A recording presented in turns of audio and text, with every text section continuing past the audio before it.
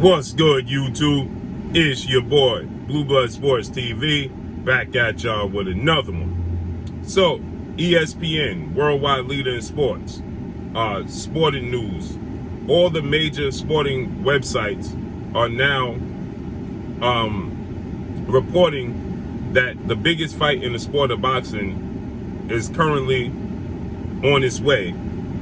And not just that, but it could be the biggest card in the sport of boxing this year, okay? So it's the biggest fight in the sport of boxing, but it could also be the biggest card. And that's between undefeated, 3-division world champion, former junior welterweight undisputed world champion, currently the reigning WBO, World Boxing Organization, welterweight world champion, who is widely considered by many to be the #1 best pound-for-pound fighter in the world, in Terence Bud Crawford. Terence Crawford is 38 wins, no losses, no draw, 29 big wins by way of knockout, 34 years of age, 5'8" with a 74-inch arm reach, taking on undefeated, unified WBC, WBA, IBF welterweight world champion, superstar boxer, who is widely considered by many to be the #2, if not the #1 best pound-for-pound fighter in the world, in Errol the Truth Spence Jr. Errol Spence Jr. is 28 wins, no losses, no draw, 22 big wins by way of knockout. He is 32 years of age, 5'9.5" with a 72-inch arm reach.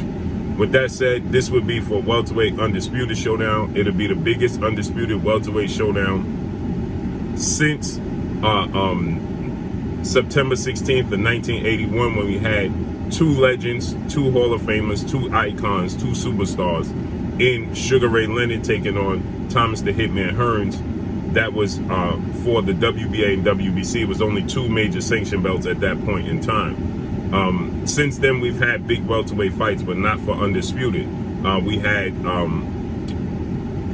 Tito Trinidad, Felix Tito Trinidad, Hall of Fame iconic superstar Puerto Rican boxer, taking on Mexican Olympic gold medalist, 5-division world champion, Hall of Fame iconic superstar boxer Oscar the Golden Boy De La Hoya. And then obviously we had Zab Judah, Hall of Fame superstar iconic boxer, who became undisputed, but that was a 3-belt era. And then we also had the biggest fight in the history of the sport of boxing to this date, and that's between retired two legends, two icons, two Hall of Fame superstars in Floyd Mayweather and Manny Pacquiao. That broke every single record known to boxing, okay? It garnered $600 million in revenue.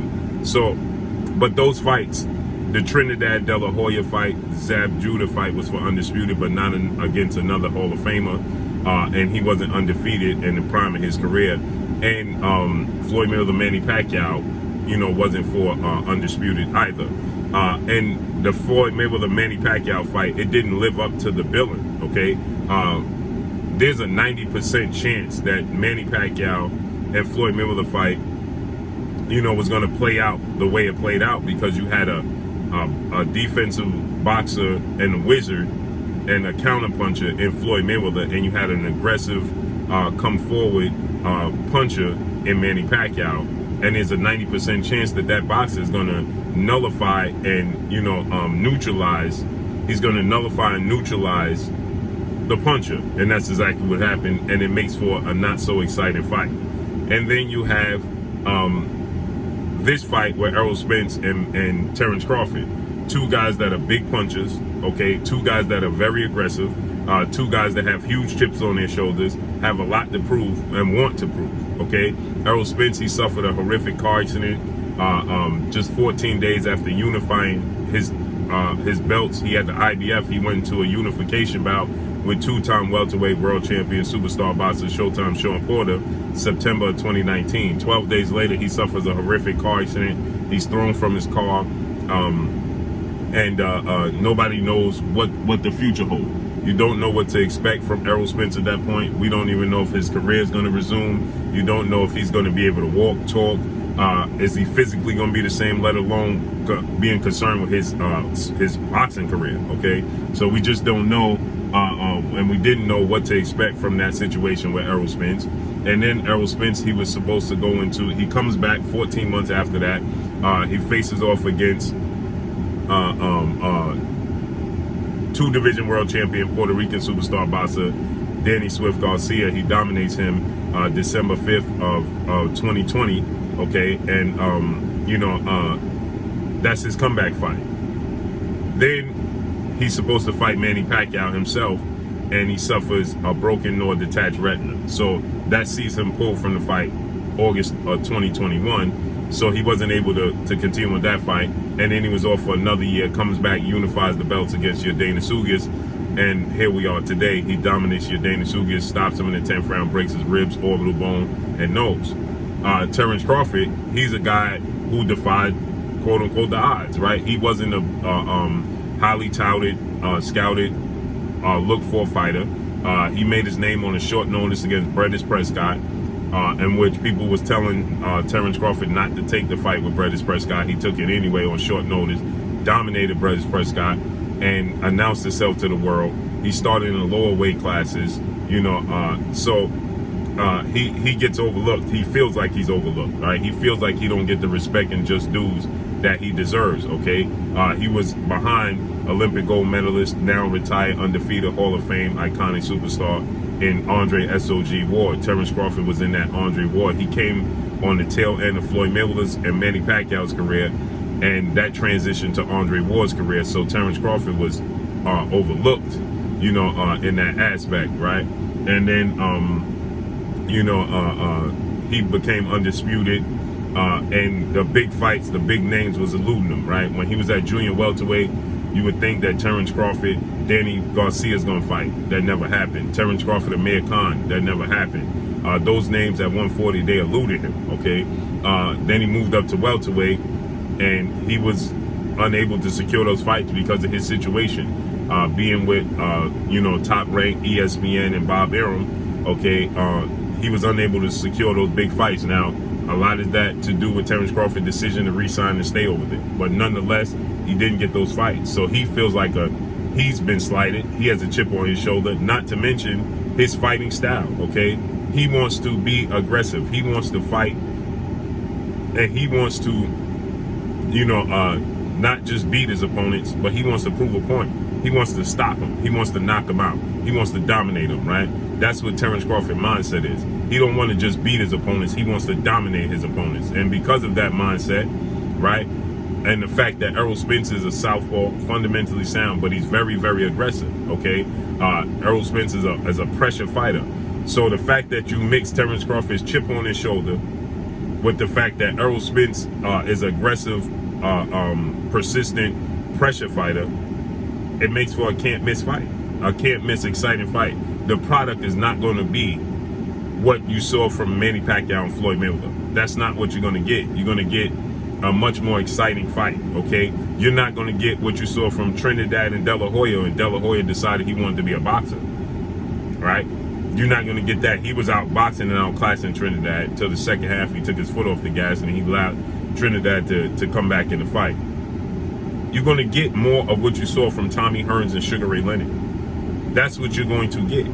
That's why this is so exciting. So the ESPN and all these major websites are reporting November 12th or November 19th in Las Vegas, Nevada. But it don't stop there.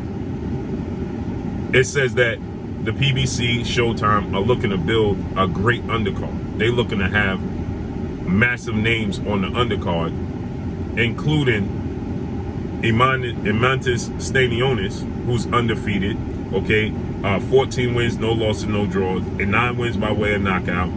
He has 27 years of age, 5'8" with a 68-inch arm reach, out of Lithuania, superstar out of Lithuania, right? Possibly taking on undefeated welterweight superstar title contender in the phenom Jaron Ennis, who is 29 wins, no losses, no draw, 27 big wins by way of knockout, 25 years of age, 5'10" with a 74-inch arm reach.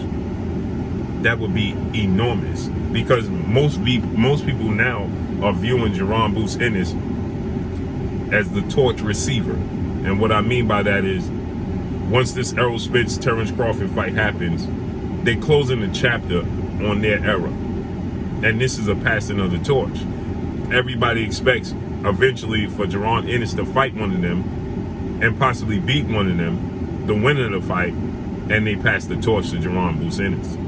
whether that be at 154 or 147, because he's a big, young, hungry kid, right? So, young man. So, with that said, you know, many people view that as a passing of the torch, right?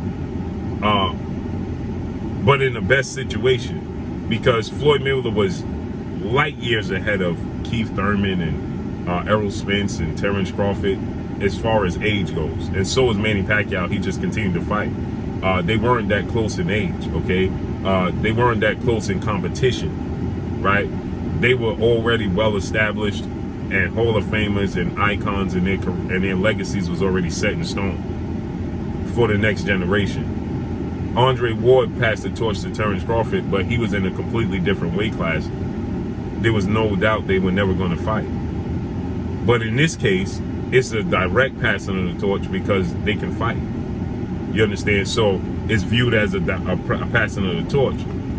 He's viewed as, you know, the man out of his new era, which includes undefeated Mexican superstar, welterweight title contender, Virgil Ortiz Jr., who was 19 wins, no loss, no draw, 19 wins by way of knockout, 24 years of age, 5'10" with a 70-inch arm reach. That includes, you know, Speedy Rashidi Ellis. You know, that includes Conor Benn, British welterweight superstar title contender, and Conor Benn. Conor Benn, you know, is 21 wins, no loss, and no draw. 14 wins by way of knockout, 25 years of age, 5'8" with a 71-inch arm reach. Okay, so you're talking about Conor Benn, you're talking about Ennis Stanionis, you're talking about Rashidi Ellis, you know, Speedy Rashidi Ellis, very talented. Rashidi Ellis is 24 wins, no loss, and no draw, 15 wins by way of knockout, 29 years of age, so he's older than these guys, 5'9" with a 72-inch arm reach, okay? So you're talking about Rashidi Ellis, Conor Benn, Virgil Ortiz, Jaron Ennis, but he's seen as the guy that, you know, leads that pack. So to have him on the undercard and then to build other fights on the undercard, you're talking about having the biggest fight card of the boxing year and possibly in the foreseeable future. If you put Boots Ennis and Stanionis on that undercard as the co-main event, and then you putting, it's the biggest fight in boxing, then you putting, you know, other big names, possibly Rashidi Ellis, you know, on the undercard, you know, possibly Keith Thurman. You understand what I'm saying? So this is enormous. So hopefully it comes to fruition. Let's see how this plays out. But that's all I got for y'all. Make sure you hit the like button. Drop a comment in the comment section. Let me know what y'all think. Y'all already know what it is. It's your boy Blue Blood Sports TV. Hate, like, comment, and subscribe. You haven't subscribed, hit the subscribe button, hit the like button, hit the bell icon to get all the new notifications. Follow me on Instagram at Blue Blood Sports TV, all one word. Y'all already know what it is. Shout out to the entire LDBC. Shout out to Black Media Raw. Make sure you like and share the videos. And I need y'all to go sign up to blkprime.com. Go to ppv.blkprime.com. Go to ppv.blkprime.com. We have just signed a young phenom, an undefeated junior welterweight, soon-to-be superstar, title contender, Brian Norman Jr., okay? 22 wins, no loss, no draw, 19 wins by way of knockout. He is 21 years of age. He will be featured on our first card, September 30th in Atlanta, Georgia. Brian Norman Jr. You can get your tickets right now. You can buy the pay-per-views right now. Go to blkprime.com. Go to blkprime.com. So that's all I got for y'all. Peace.